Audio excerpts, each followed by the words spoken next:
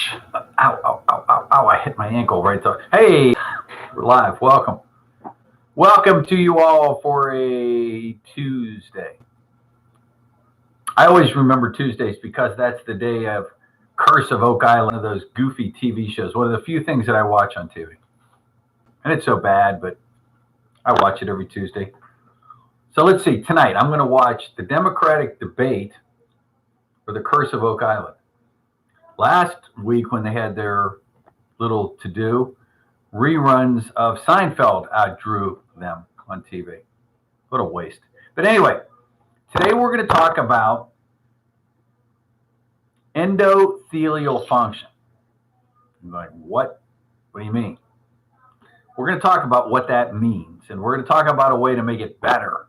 And we're going to talk about a lot of different ingredients that are important. So I want to talk about endothelial function. We'll tell you what that is. I want to talk about bone health. I had a young lady in here yesterday that has been struggling left, right, and sideways with doctors telling her she has osteoporosis and bone problems and told her to take all this calcium. And I've been saying all along, calcium isn't the big one. The big one is now vitamin K. Vitamin K. So we're going to talk about vitamin K today. We're going to talk about a specific form of vitamin K, which has now been scientifically proven to improve endothelial function. Well, how do you know you got bad endothelial function? I'll try to explain that. We're going to talk about a mineral called strontium, something that's found in seawater and some in the soil.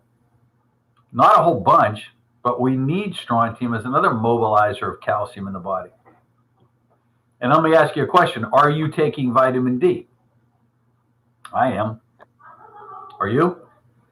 I take 5 to 10,000 IUs a day, all the time. Do you take at least 5,000 IUs a day?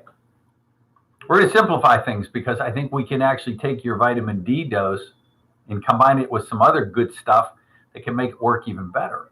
So we're going to be talking about endothelial function, cardiovascular health, bone health.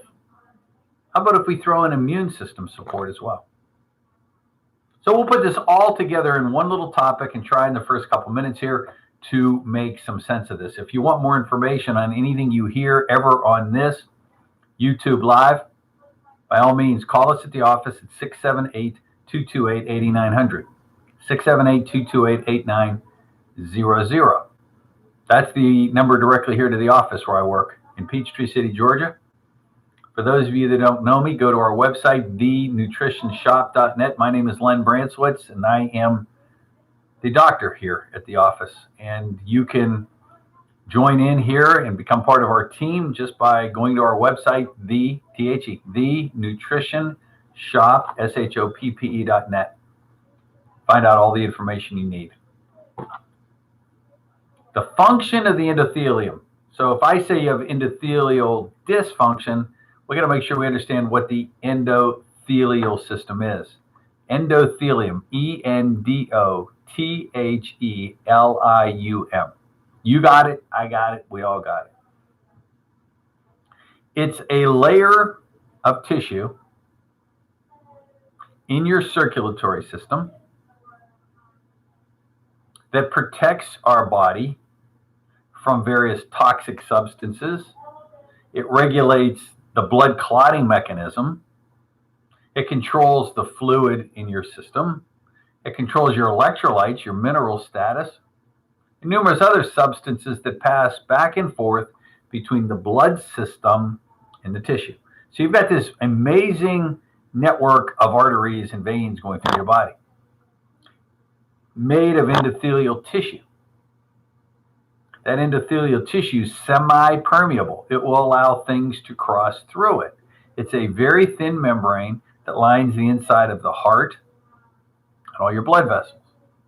These endothelial cells release substances that control vascular relaxation and contraction. So they actually excrete various chemicals that cause your arteries to constrict and relax. Blood pressure up, blood pressure down. They also release these enzymes that control blood clotting, your immune system, your platelet count, and many, many, many more. It's also, for those of you that are into weightlifting, or those of you that are men that maybe have had erectile dysfunction, we often talk about nitric oxide, NO, and how important that is. Well, it also supports nitric oxide production. So let me read this article as it stands. Adding to the body of clinical evidence confirming that vitamin K2 as MK7. What is MK7? MK7 is a registered trademark product of menaquinone 7. It comes in a powdered form as a raw material from a company called Gnosis, Gnosis. See where it says right there? Vita MK7. Vita MK7. It is probably the most expensive form of K2 on the market, but it's the one that passes the clinical trials over and over again. Adding to the body of clinical evidence confirming vitamin K2 as MK7 inhibits arterial calcification. Now, let me just stop there. When we talk about bone, I'm going to get you confused, but when we talk about bone health, and if you follow natural news at all, you'll know that in the past 2 years, doctors have changed their position on telling postmenopausal women to eat all this calcium, 1,200 milligrams of calcium every day. They changed their mind because we were starting to find when we had blockages in our carotid arteries or in our arterial system, when they went in and looked, it wasn't cholesterol that was the bad boy. It was calcium. So they backed off all of a sudden. Whoa, can't take that. Back off. Don't really need it. So those that have done this over the course of a lifetime, drank dairy, drank their milk, ate their cheese, ate their tomatoes, and got a lot of calcium going in their system. In certain individuals, that calcium can precipitate on the inside or outside of your arteries and cause stiffness, make your blood pressure go up, potentially causing cardiovascular failure. MK7 inhibits that from happening. It also acts as an antioxidant. And a study recently published in the Journal of Vascular Pharmacology shows that K2, vitamin K2 is MK7, boosts nitric oxide, improving nitric oxide dependent endothelial function. The study used menaquinone 7 as MK7 supplied by NATO Pharma from Oslo, Norway, and Edison, New Jersey. Endothelial dysfunction has been associated with many health issues, including being a well-established response to cardiovascular risk factors, heart attack, stroke, and precedes the development of atherosclerosis, plaquing in the arteries, a disease of the arteries characterized by the development and deposition of plaques of and by vascular inflammation, fatty material in the inner walls. Given the fact that endothelial dysfunction determines cardiovascular health, there's a pretty bold statement. Unless we know what your endothelial function is, it could be the number one determinant on whether your heart health, your cardiovascular health is strong enough. Given the fact that endothelial function determines cardiovascular health, researchers hypothesized that the positive effects of vitamin K2 intake on cardiovascular mortality could be linked to the vitamin K dependent regulation of endothelial dysfunction. They took mice that were genetically predisposed to this problem at a stage prior to atherosclerotic development. They gave them 4 weeks of treatment with K2 MK7, given at a low dose, milligram per kilogram.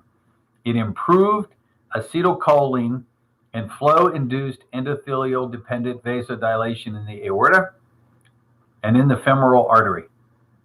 And they assessed this by MRI. Flow-mediated dilation. It's the marker that most cardiologists will use to say what's the strength of the heart. This effect was associated with an increased nitric oxide production, as evidenced by the EPR measurements in the aorta. Study concluded that a low dose of vitamin K2, MK7, compatible with the effective doses recommended for humans, can provide benefits for cardiovascular health, plays an important role in the regulation of endothelial function, and bone health. So our friends at Nutritional Frontiers decided, that sounds really good. Let's put it together. Well, very easy to put out a K2 prep. There's a lot of them out there. In fact, you can find Vita MK7 trademarked in a lot of different products. You can. But the crew there at Nutritional Frontiers said, let's make it better. Because we know for a fact that a low dose of vitamin K, this particular form, also helps with the absorption of vitamin D in your system. And once again, there's a lot of supplements out there, the vitamin K and vitamin D together. So they decided to put 5,000 IUs together, along with 500 micrograms of vitamin K2 as MK7. But they weren't done yet.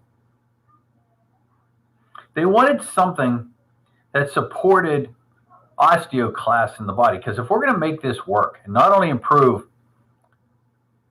endothelial function, blood circulation, cardiovascular health, but also bone health, they decided to add vitamin A as retinol palmitate, 5,000 micrograms. It's a fat-soluble vitamin that supports a number of associated osteoclastic cells which break down bone tissue in an ongoing process of skeletal maintenance called bone remodeling. So we support that. Then we put in something called strontium.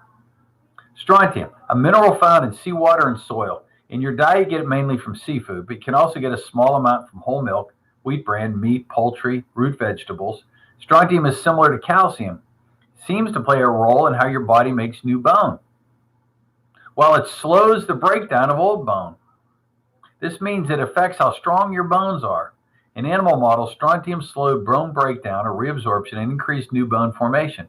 In humans, it increases bone mineral density, improves bone microarchitecture, an indicator of bone strength, and decreases the risk of fractures in postmenopausal women with osteoporosis. Super K2 Plus. You want more information on that? You want one of these flyers? Give our office a call. So if you know somebody that is in the early stages of cardiovascular problems and bone health problems, so look at that average 45 to 50-year-old female and above in age, and all of the different issues evolved around that. Would this not be the perfect prep for them? A little more of that has been in the news that I just wanted to share with you as we come to the end of this show today. I've been talking about the flu vaccine, and you know my opinion on it, and the results are in. You know, run down to your drugstore, get your flu shot, get your flu shot, get your flu shot. Again, these numbers are probably well overestimated, but the 2019-2020 influenza vaccine is roughly 45% effective. According to numerous results, researchers calculated vaccine effectiveness by studying roughly 4,100 patients aged 6 months and older in acute respiratory illness during October to January. Of these, 26% tested positive for influenza. Among those who tested positive, 37% had received the flu vaccine. How you measure this as effectiveness, I'll never know. So you had 26% of the population got the flu. And of that, 40% of them had the flu shot, but it didn't protect them. As compared to 55% of those who tested negative. So if you didn't catch the flu and you had a flu shot, they're saying 100% of the time it is related to the fact that you had a flu vaccine. Not that you washed your hands and stayed away from other people.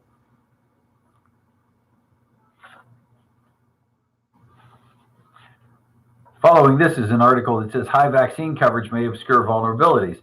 Focusing on vaccination compliance by age 3 may be obscuring delays in vaccinations that should be given earlier. So again, that whole concept is still rolling as far as vaccines. Now, tomorrow on our blog talk show, Dr. Tracy is going to talk about vaccines again. And we're going to talk about the universal vaccine and other things that are coming down the line. So make sure you tune on to Blog Talk Radio. You can reach that at any of the outlets that are there. By all means, make sure you tune in. You want to call us here in the office, 678-228-8900, 678-228-8900. God bless you, folks, and I will see you back here on Thursday, where we're going to talk about the universal flu vaccine. Take care.